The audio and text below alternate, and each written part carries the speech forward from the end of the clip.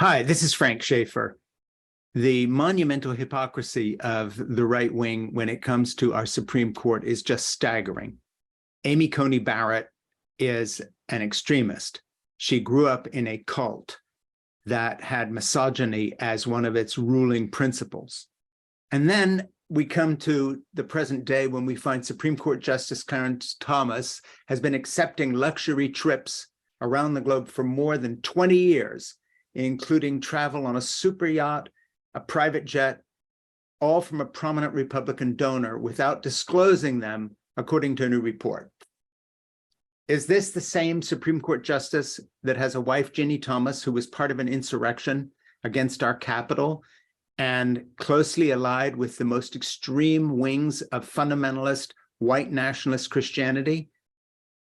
Now, as if that isn't enough, at the very same time, another story is breaking, and that is about Leonard Leo, a right-wing legal activist who is a behind-the-scenes kind of guy, but in his own way, even more important than Clarence Thomas, if you've never heard of him.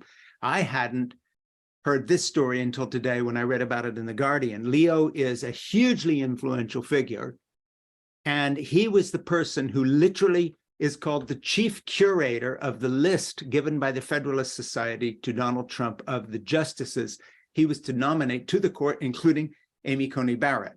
Now, what's Leo been up to? Well, according to the Campaign for Accountability, a nonprofit watchdog organization based in Washington, they have called for an investigation into the way he has spent $73 million that they are saying has been improperly accounted for, some of which has been funneled into his own profit-making businesses.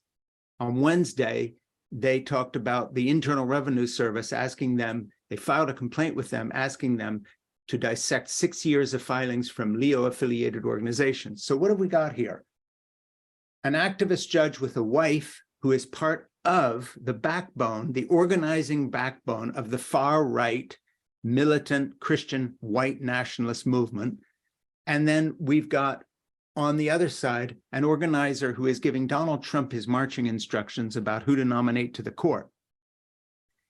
And on the court, we have Amy Coney Barrett and other conservative Roman Catholics who are using their position not to advance the law, but to advance a right-wing agenda. And it isn't enough that they rolled back Roe v. Wade. They had to go on and also roll back laws protecting you and me from murder in the streets by telling, for instance, New York City and New York State that they couldn't have laws limiting gun ownership and gun carrying, concealed weapons carrying, and open carry permits or no permits at all across the country.